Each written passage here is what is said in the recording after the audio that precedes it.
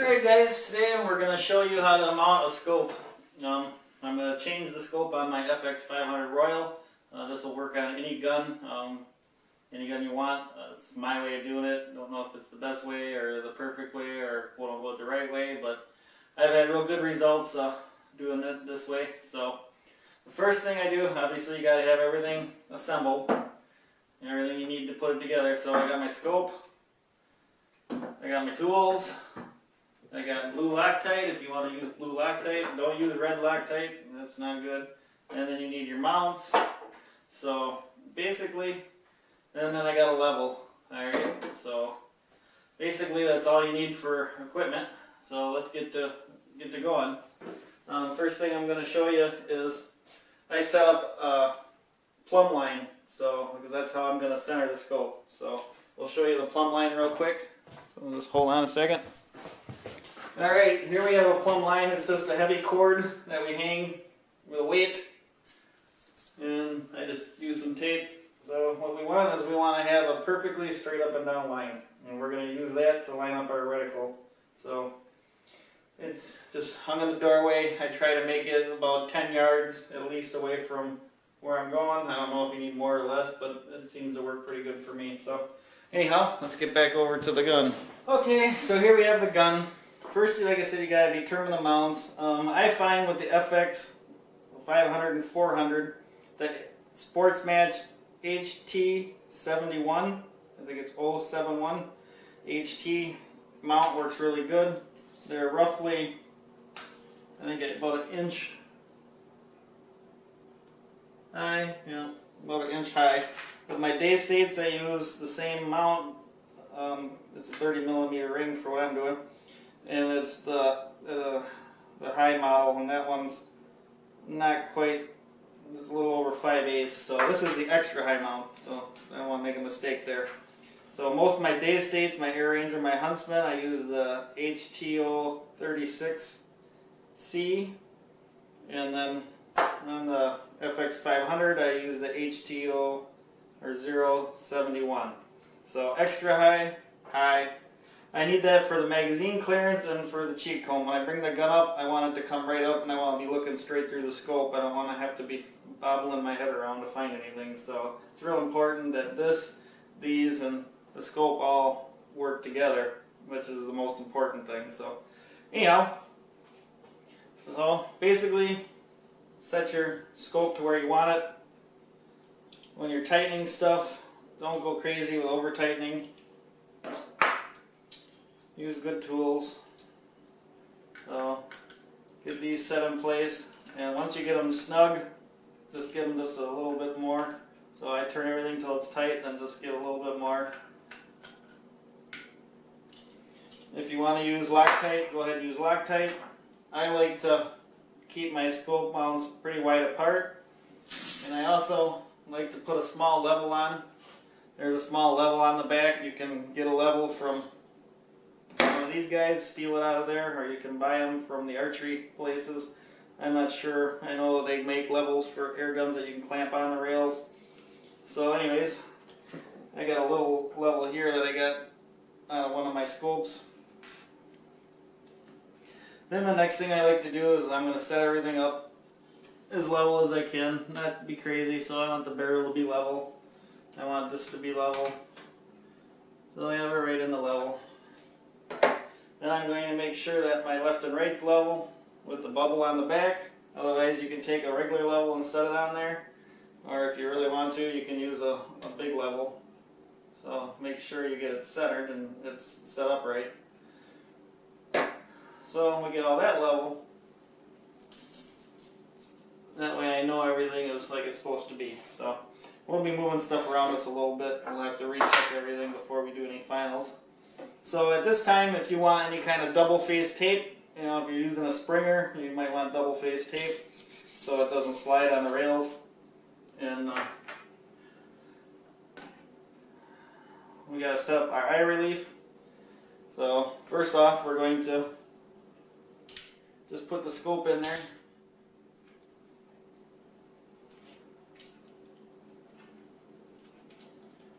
This is all going to be rough fitting at this point.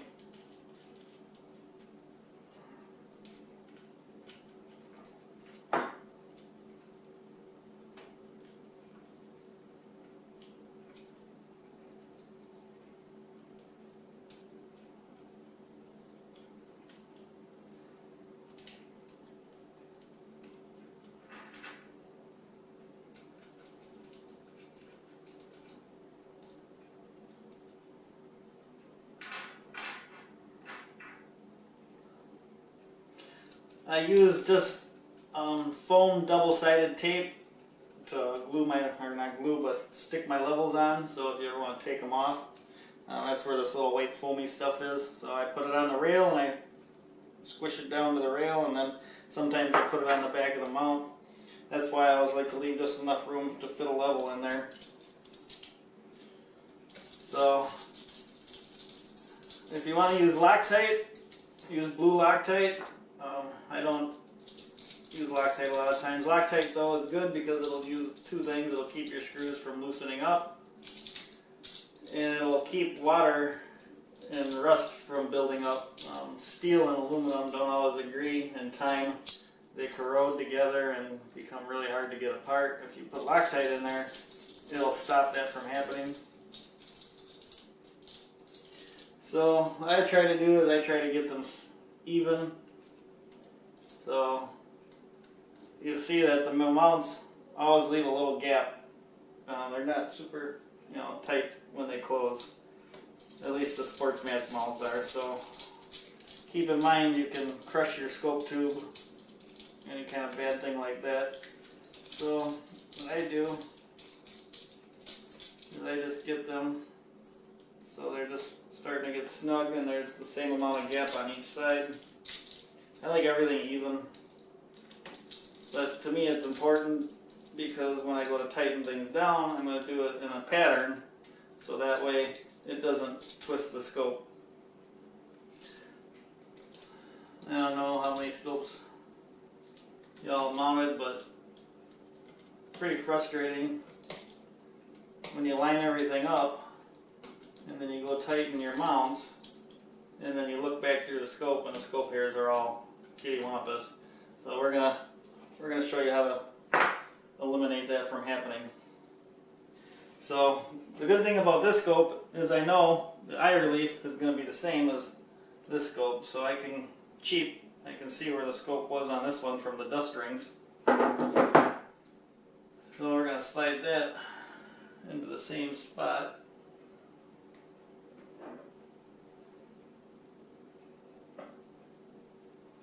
Or thereabouts. So first thing I'm going to do is check and make sure my eye relief is good. I want to bring the scope up. I want to be looking straight through. I don't want to have to be shoving my head forward or backwards or any of that stuff. So need to come back just a little bit.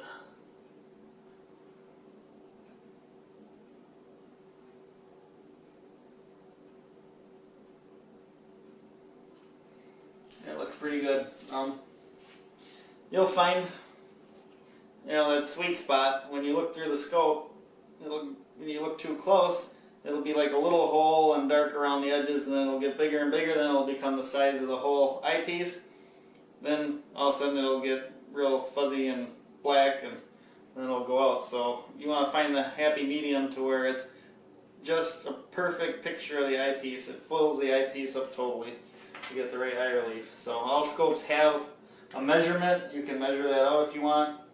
You want to be 3 inches. You just put your tape measure up there. Your eyes should be roughly 3 inches away. So also another important thing, I guess, before I get too far along, is this adjustable eyepiece right here.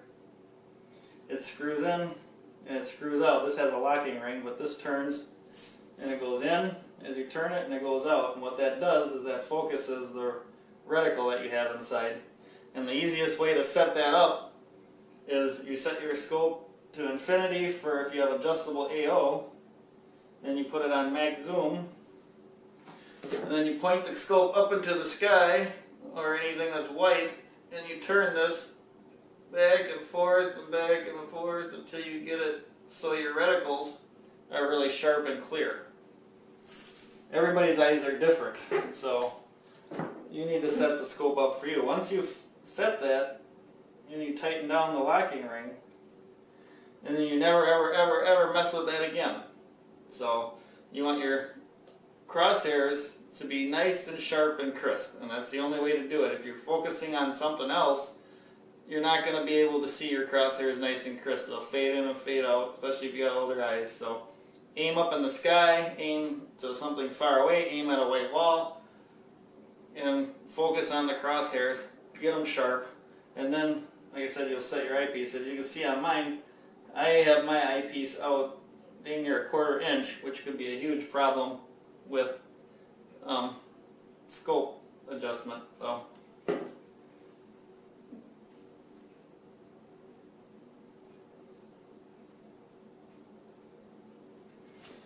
Well, we just want to make sure we get this right.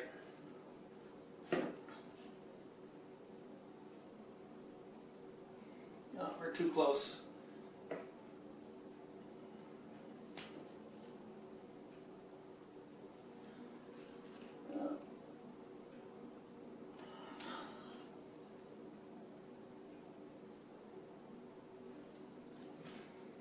That would help too if I had this set right so I could see what I'm aiming at.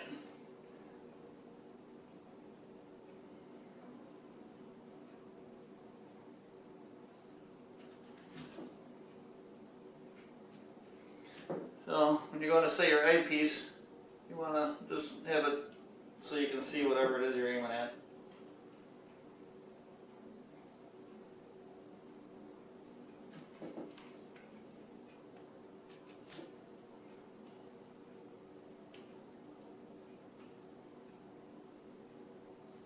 And just move your head around a little bit. Sooner or later you'll get it just about right. There we go. Alright, so now we want to make sure everything's level. I know this is level. I'm going to make sure that's level. And I'm going to put my scope on low power. Low as I got. I'm going to set everything up to 10 yards. Now I'm going to set my crosshairs on that plumb line that I have down there.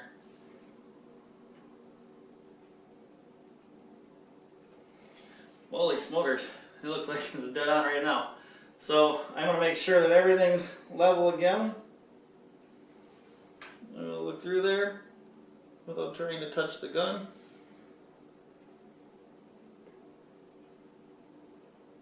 Then I'm going to zoom it all the way up. Or halfway up, just zoom up as much as you can. Every gun's a little different with how far it'll focus down to.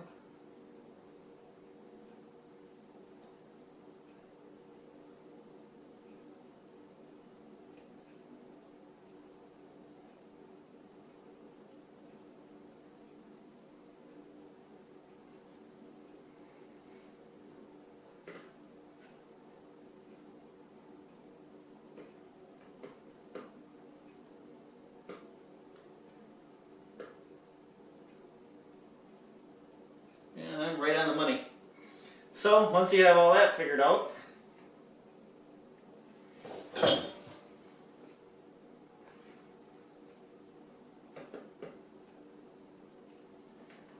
then you can start to tighten things down. Alright, the problem is if you tighten this side all the way down and this side all the way down, the scope's going to twist. We don't want that to happen. So everything's snug. So basically I'm going to give them like 1/8 of a turn. And I'm going to alternate spots. And you'll see these are real loose. So once they hit, they'll be real loose and then you'll feel the tension. Then I just give it maybe 1/8 of a turn again to a 1/16 of a turn. And just do that until everything starts to feel about the same tension. So now I'm going to switch back to the back ones.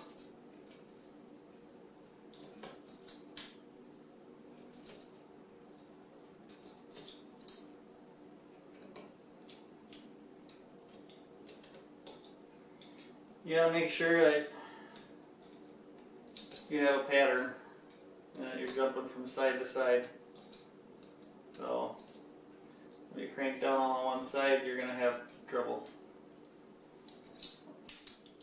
So now that I got that done, we're gonna apply a little more pressure. We're gonna do a 1/4, not quite a 1/4 turn, a little over 1/8 of a turn. And even with this little wrench, you can way overpower these screws and you can dent your scope tube pretty easy. So don't be playing He-Man right about now. This is easy go stuff. So I'm at about 1/8 of a turn. So again, when you use it like a lever, you got leverage. So when you get down to the very end, I always stand it straight up. I want the least amount of strength or leverage I can get. So again, it's getting pretty tight. 1/8 of a turn, 1/16 of a turn. I'm sure you can look up foot pounds if you want, or inch pounds.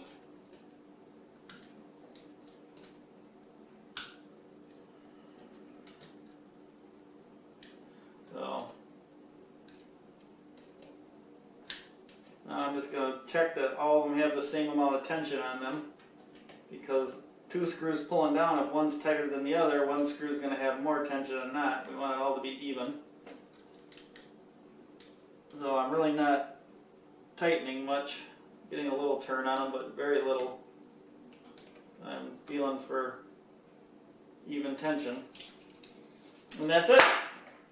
Now we're going to shoot. Sometimes, you know, scopes don't exactly line up right. You want your windage and elevation to be centered in the scope. So some guys like to shim their scopes. I'm just setting up a scope that I'm not shimming or doing any of that stuff right now. So, but if you wanted to shim it, you screw your windage all the way to one end, then you screw it, count all the clicks till it comes out or turns all the way out. So say you screw it in and you turn it all the way out, it's 4 turns, then you turn it back in 2 turns. Same thing with the windage. And what you're doing is you're putting the reticle in the center of the scope, and the optics are set up to where it should be centered. There's ways that you can look in the mirrors and you can do all kinds of things to get, you know, optically centered perfect. But if you wanted to center your windage and elevation, you would do that, and then you would shoot at a target and 50 yards, if that's what you want to set it up at, and then you would shim the scope until you hit at your 50-yard mark. So either putting a shim under the front, under the back, onto the side, and you can move your scope all the way around. Like I said, I'm not doing that right now. Maybe someday I'll shim up. If I was in competition, I would be looking to shim, but so far I've been able to hold some pretty nice groups with just setting up the scopes the average guy way. So we're going to do a 10-yard shot, and then we're going to back up to 18 yards here. I set up at 18 yards for most all my guns. If I'm running in that 850 to 920 range, it seems to work out really good with the pellets I use. So I'm 0 at 18, I'm 0 again at 40. I really like that setup for hunting here in Wisconsin. So let's just do a few shots and then we'll zero it right in and we'll be all set. So, alright guys. Okay, we did the 10 yard shooting. We came up a few inches low. So we turned the elevation so it went up. Now we're going to do an 18 here. We're going to get everything nice and clear. We're going to make sure everything is nice and level. The good news is my left and right is rock solid right on. So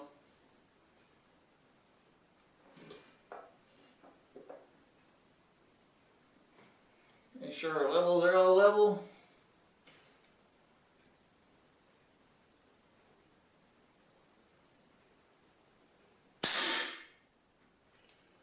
And we'll see where we end up.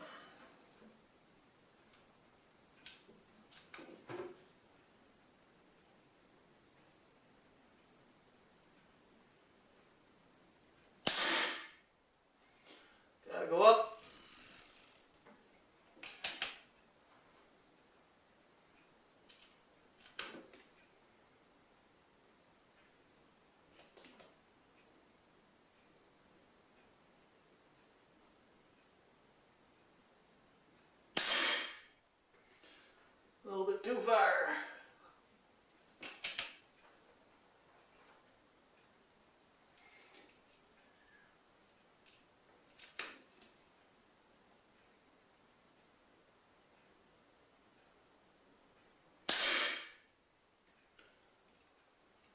So once I get down to the nitty gritty, I start counting clicks. There's a measurement, it's a 1/4 inch at 100 yards for every click a minute of movement, so you can figure all that out if you want.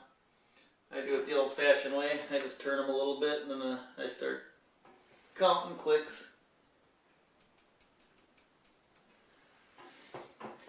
That's about a 1/2 inch to the right. I'll do 8 clicks. And we'll see where that puts us. Make sure our level's level.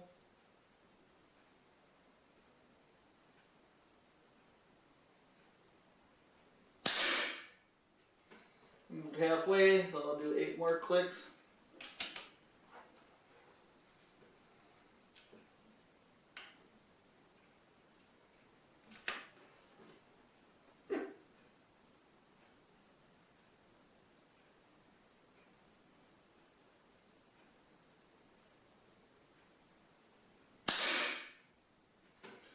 Just a little bit too much.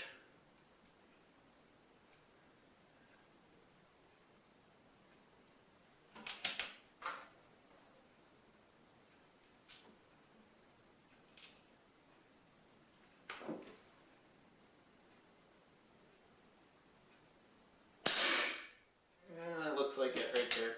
Spot on.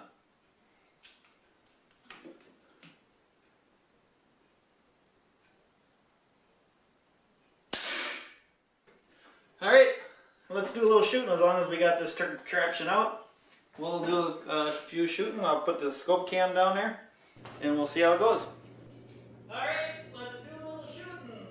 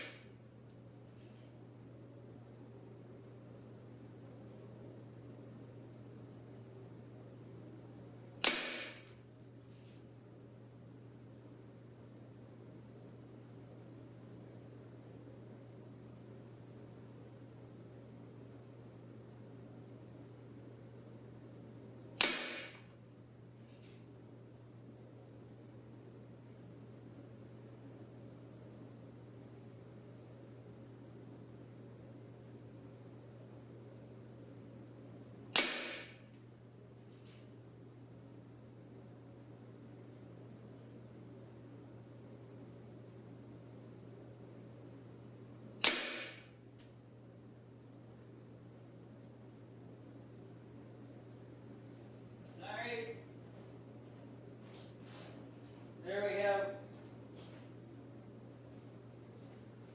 I think 10 shots. I'd have to go back and count to be sure. And we're looking at a little bigger than a pellet. Yep. So let's bust out some change. It's always about the money. There's the dime. There's the hole. See, not even half a dime. Cover that up. Pretty much spot on. Can't wait to take it hunting. Woohoo! All right, guys. Till next time.